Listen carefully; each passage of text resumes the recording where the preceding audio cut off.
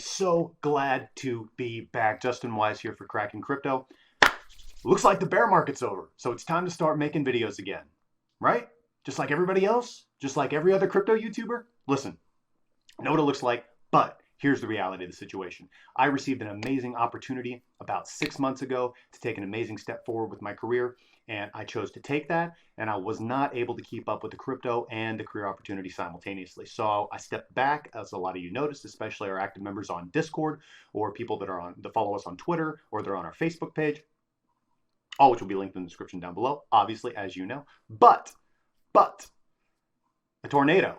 This is not a trick. This is not a lie. A tornado came in and destroyed my place of business. So it's back to making YouTube videos. Started from the bottom. Now we're here. So the people who have been active in our Discord know that I've been back for about a month, and it's been a really, really exciting time. I couldn't have picked a better time to come back into crypto. We've gotten some really, really good gains over the last couple weeks off our altcoin calls. If you're a member of our Discord signal, just join our Discord. We give signals out for free. You can look at them, we chart them, we talk about them, we go over our gains, we can show our portfolio, all for free.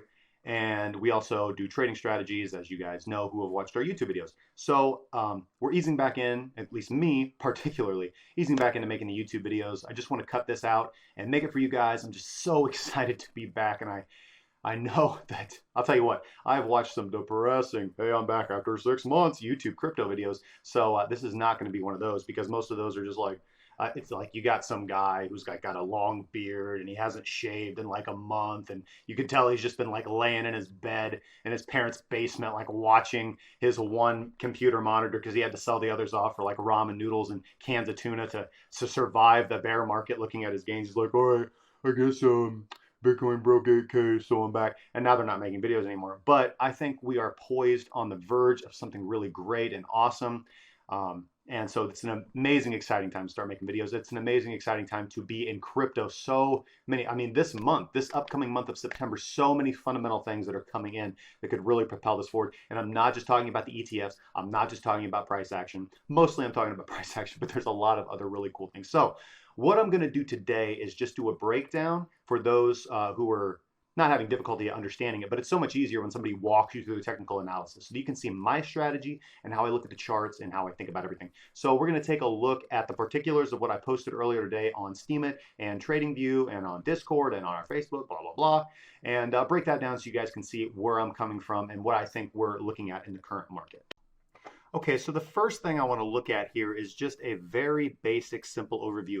And what blows my mind is all the analysts or wannabe analysts or whatever you want to call them that are out there that want to make things so complex. Let me give you a piece of advice for free, if I may. Technical analysis can be extremely frustrating, i.e. complicated, or it can be very liberating and practically helpful in trading and making money, i.e. simple, okay? Simple technical analysis works. Complex technical analysis works rarely. Let me put it that way. And I don't want to overgeneralize, but what I mean to say is that I'm going to assume that if you're watching this video, you are not a professional technical analyst. And if you are a professional technical analyst, bigs up, make sure you give me props when you can my work. But I'm assuming that you are novice to intermediate. Now, when you're a novice to intermediate, what you really want to do is you want to pick a trading strategy or pick a set of indicators or pick an entry and exit strategy, etc., whatever, that is actionable by you, that you can actually act upon and use with regularity and efficiency. And you can learn, there's some amazing tutorials out there on how to use Pine Editor or use strategy testers or backtest, or you can reach out. We have some people in our Discord that do botting like I do myself. And what you want to do is you just want to test your strategy against time. You don't have to actually even know how to code bots or program a strategy tester in Pine Editor to just tell yourself like, okay, I'm going to do a simple moving average strategy. I'm going to enter when price crosses over the simple moving average, and I'm going to exit when price crosses under the simple moving average. Let's say a 35-day simple moving average. Okay, well then just plot that on your chart and go back in time with a piece of paper or a notepad open and tick. Like, okay, if I would have done that this would have happened. It would have been profitable. It would have been a loss. It would have been profitable. Then you got to look at the next example. Was it profitable or was it a loss? You just have to keep looking at all these examples until you find a strategy that works for you in the current market environment. A lot of people lost money not because it was a bear market. You can make lots of money in a bear market. It's just, you just have to alter your trading strategy. And most people's trading strategies were to buy whatever altcoin some shill is pumping on YouTube some particular day, or on Twitter or on Reddit or on Steemit, and buy that. I'm not about that. I'm about teaching you how to make money, practical money today, right now. Actionable strategy, actionable action, simple, simple, simple. All right. Clear chart, not cluttered. All right. Let's look. So another thing that really blows my mind is it's all these price predictions, man. Now, it's hard to know exactly what price is going to do on the long term under certain circumstances.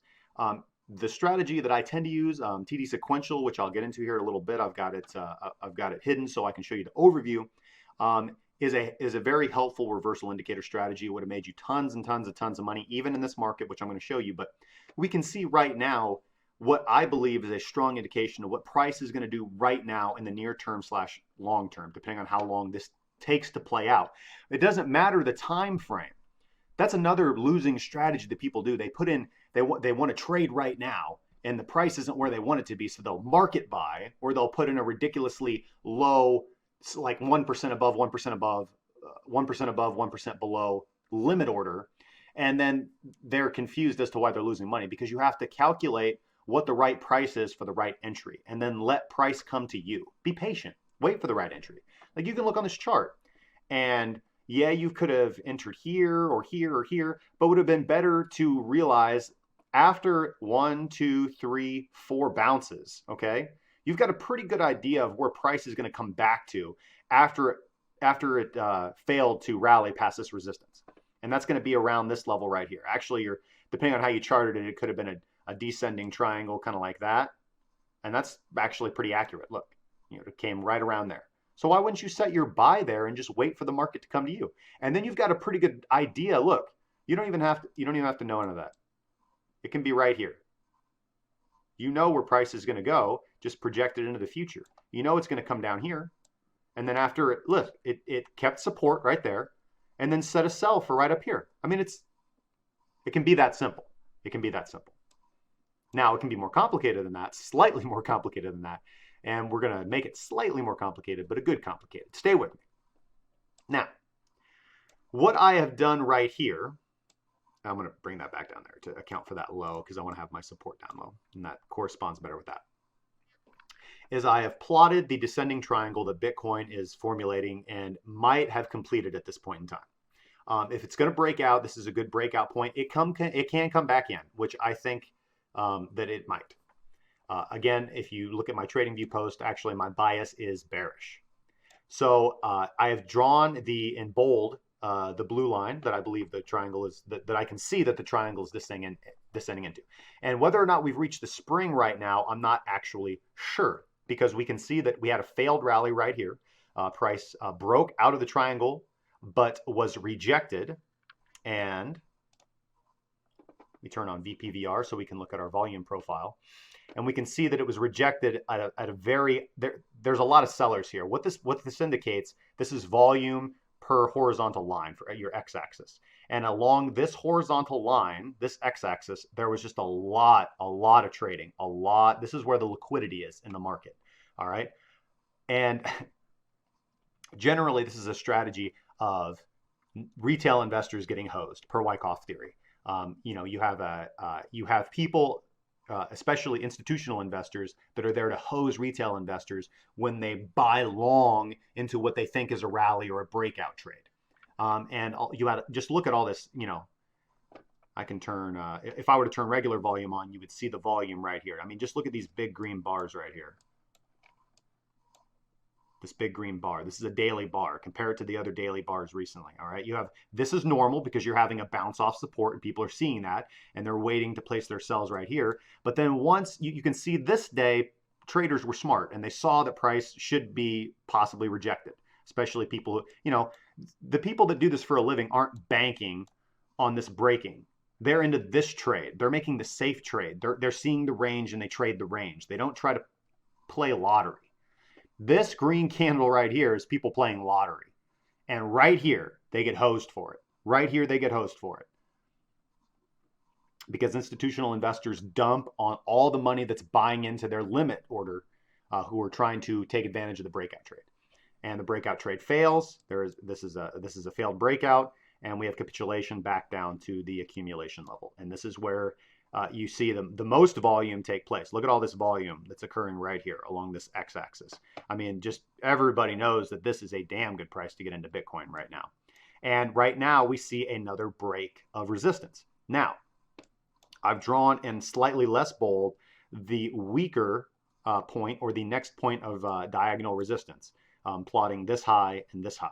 So there are two possible scenarios right now. Institutional investors are going to completely hose retail investors again, just like we saw here. And we're going to see people who have bought. You can see they tried right here. They already tried. This trade, this green candle, rational. This green candle, irrational. But at the same time, this is the perfect opportunity. It's about 80% done. This could have been the right place for the breakout of a descending triangle because it's past the 50% mark. It's more close to about 75%. And that is a good close place for a breakout trade to occur.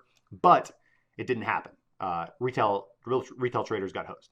And what we're going to see right here is either retail traders get hosed, which I think they probably will. You can see they already tried right here. So I don't know if the liquidity might not be in the market at this level. The liquidity might be in the market at this level, because this line right here, this diagonal resistance, doesn't take a lot of brains to plot. So the liquidity might be upon a failed breakout of this trade. But we're either going to see a test of this resistance, but more likely, I think we're going to see another test of this support. This is fairly weak. This is a fairly weak. You can see we go up, we came down to test the support, and we just had the extreme lows, the extreme wick lows of the trade test this candle, of this support line, resistance turn support. And so people bought in because they saw that support is turning into, resistance has now turned support. This should be a good sign. But I just feel that look, you can see there's a good amount of liquidity in this market to turn things around. So I think that we are either going to retest support to gain enough momentum to come up and retest our secondary resistance right here, or we capitulate. Now, that's lovely trader speak. Oh, well, this could happen or this could happen. No, you have to understand what is the potential in the market. So you have to plan your trading strategy based upon that. So just based on that, what would you do? Well, you could set a limit order right here with a stop loss down here. And then you could also set a limit order down here, because if we break this support, that means we're going to go back down into the trade range. And that gives you another safe short trade down here. Or if you're not using long and short positions, if you're not BitMEXing or Bitfinexing or whatever you are, then you can just set your limit buys at the right place so that you can enter the market at the right time. Alternatively, you could have entered upon the breakout, which I'm not a breakout trader, but a lot of people trade that strategy. And you know that your next area of resistance / your optimum sell point is right here. Or you can try and buy the breakout of this resistance. I mean, this gives you 3 actionable options.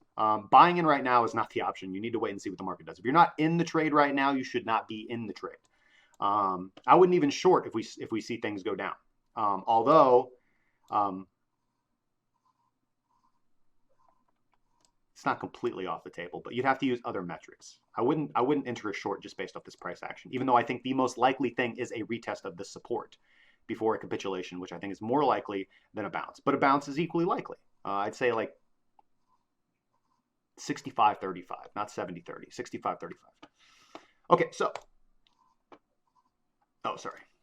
Click the wrong one. So TD sequential, obviously everybody knows TD sequential is the strategy that we use, Tom DeMark sequential indicator.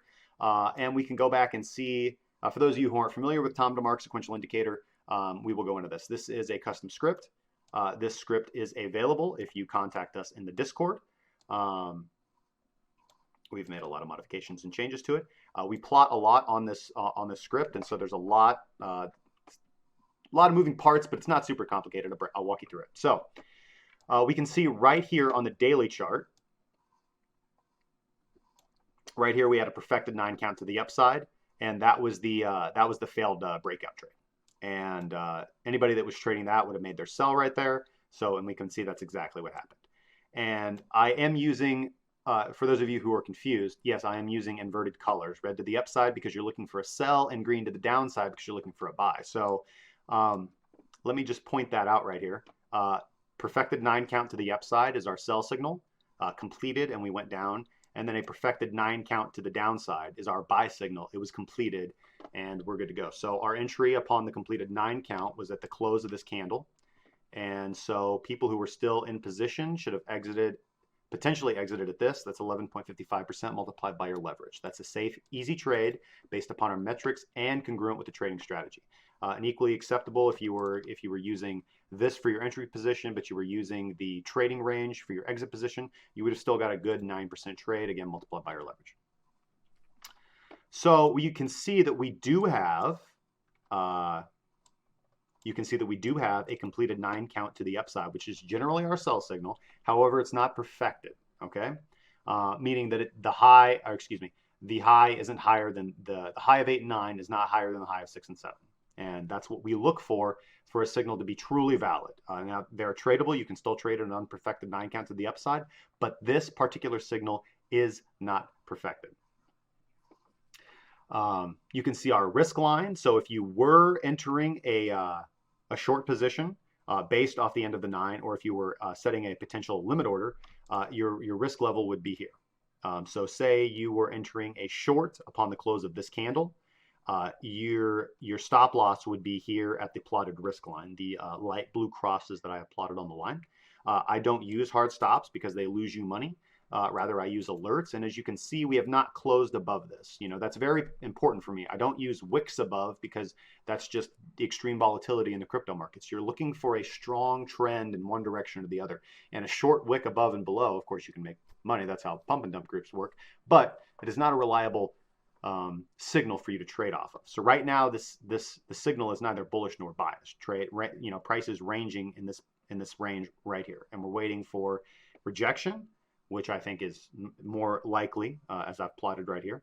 And then here is our critical moment. Here I would have buys in around the 6780 to maybe up to 6700, right around this range. This would be the optimum place for you to enter into a long position with your stop loss right here. Alternatively, if we're looking at TD sequential, you can see here that we are looking for a movement back down to this range because this is our TDST support. If we break TDST support, it is very likely that we go down further per TD trading strategy. This is our TDST resistance at 8178. Obviously, it doesn't take a genius to tell you that if we break 8178, we're probably going much higher, and that is consistent with TDST strategy. Okay, so what were some other things that I talked about in my post earlier? Let's see here. So I talked about long-term positioning, and then I talked about, I wanted to go over the Fibonacci retracements. So let's hide our TD sequential for a moment, and let's hide our VPVR. Okay. So using the daily chart, we can see, let's pull out our Fibonacci retracement tool. You can see that, and I'm not going to use I will use the extreme. So if we go from here to the top right here, we can see that price retraced reliably about to the 0.786 mark, as we see right here, actually a little bit further, almost 80%.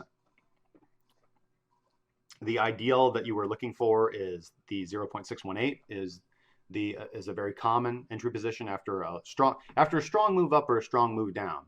Price will always retrace to a Fibonacci level reliably. It may not be pinpoint accuracy, but these are rough numbers, but price likes to move along these well-calculated mathematical lines. So if we're using that, if we go from the extreme bottom to the extreme top right here, and we see the same sort of retracement of the 0.786, we could see a move back down to the 6198 level. If we see a 0.618 level, as you can see right here, if price ranges along a little bit before it comes down to retest resistance as support, that could be a 0.618 retracement, as I just mentioned, around the 6458 level. Again, the diagonals are important, but you have to actually plot out your x-axis, your horizontal, to know, horizontal support and resistance is very, very important. But I guarantee you that we will see a retrace, a price retrace to the, whether we go a little bit higher or a little bit lower, all that means is I have to, actually, excuse me, if we go a little bit higher, all that means is I'm going to move this up, because I know for certain that once we reach the top, we will have a 0.236 retracement. At the very minimum, happens every single time. We can also see a 0.382 retracement. That's very likely. Now, if we see a normal, a larger retracement, yeah, I'll be looking for the 0.618 to the 0.786 based off what this move did. So I would be interested to see, let me bring that back to the level that I had it. And if we see where our TDST support is plotted right now, it is right smack dab in the middle of our 0.786 and the 0.618, if you can see that. Which, I don't know why it just disappeared on me. Which is pretty cool to see. So, let's see what else I talked about in my post. Probably go over our other indicators, our Fisher transform, DMI, and our shorts and our longs. Let's do that. Okay, so let's go ahead and delete this, and we will get rid of TD sequential for the moment. And we're going to go ahead and add. Okay, so let's go ahead and take a look at some of our other indicators here, some of our volatility indicators and our momentum indicators. So the first thing we're going to look at is Fisher transform, and Fisher transform is my preferred momentum indicator. This is what I use in conjunction with TD sequential to know to a high degree of certainty when the markets are going to turn. As we can see, Fisher transform crossovers are extremely concise with price changes. And what I've done here is, what Fisher attempts to do is understand what the dominant wavelength is and replicate that. So we can see here that we have a crossover, price turns, we have a crossover, price turns, crossover, price turns, crossover, price turns, crossover, price turns. So Fisher transform indicator by Ehlers is extremely good. This is a very good indicator. It's available for free on TradingView. I've set it to 6. I find that to be reliable. Sometimes you can look at what the settings and find what works for you based on your trading strategy. But anyways, as we can see here, also, as you can see, it doesn't tighten up. This isn't like Bollinger Bands or the MACD or RSI, where you're going to see MACD, not RSI, where you're going to see a tightening of the bands. We just have a quick, fairly dramatic turn on the Fisher transform indicator, which indicates our tops and bottoms. We do not currently see that happening at the moment. However, I predict one will come shortly. So Fisher transform does not give us a market top at the moment. So that is leaving an option there that we could continue to go higher to maybe potentially test that resistance level. I'm not leaving that on the table. I'm willing to be wrong. I think the more likely scenario is that we go down to retest our support, but the potential for us to go up and test the resistance is also on the table, as I said earlier. Looking at DMI. DMI has not given us an entry yet, and that's because the way that I use this momentum indicator is I wait for ADX to cross over 25, and DI plus has to be above ADX for me to enter into a long position. All ADX measures is the strength of a trend. When it goes above 25, it means you have a strong trend. And when DI plus and DI negative correspond to negative or positive price action, respectively. So you want DI plus to be strong, you want a strong trend. So I don't have a signal yet from that, but that is mildly bullish. The only thing that is bad about that is the downturn of the DI plus. And Bitfinex shorts versus longs. Typically, I am a contrarian. I have noticed that when you have extreme spikes in shorts, it means that price is going to go up. And when you have extreme spikes in longs, price goes down. This is very consistent with the BAS theory or bid-ask sum. I'll look at that in just a second. And Wyckoff theory. When you have exhausted buying potential, when you have exhausted all the buyers, then the sellers push the price down. And when you have exhausted all the sellers, the buyers push the price back up. So you actually look for the exact opposite to trade against. People think that, oh, everybody's going short, that means price is going down. No, it means they're getting hosed because people are irrational traders. So we'll look real quick at the bid-ask sum on data.bitcoinity.org. This is a measure of all the, I'm looking at all exchanges now, and I'm looking at bid, asks, and sums within the price range of 10%. And we can see that it didn't really change too much there. So what we're looking at here, so we're looking back 30 days, and we can see that bids are rose steeply, had a steep downturn, which is going to correspond to this red candle right here. And obviously the long increase in bids, which is a good sign, corresponds to these green candles right here. So we do look for bids to rise in a bull market, and we look for asks to decrease in a bull market. So we can see now that as price is rising, bids are above asks. So this is also mildly bullish. It's not a huge extreme. This was bullish, this was bullish, this was bullish, and this right here is buying pressure exhausted, and sellers push the price down, as we saw right here with this daily candle. So again, you want to be a contrarian when you're looking at these things. I want to thank you all for joining me today. It's been a pleasure to be back. It's so good to be back, people. Make sure to subscribe to this channel, to like this video, follow us on Facebook, Twitter, Discord, all the fun stuff. Discord's the place to be. That's where we're at. That's where you can talk with us, all the traders on the team. You can get involved in the community. So super excited to be back, guys. Thank you so much for watching this video, and I hope you have a wonderful day. Peace.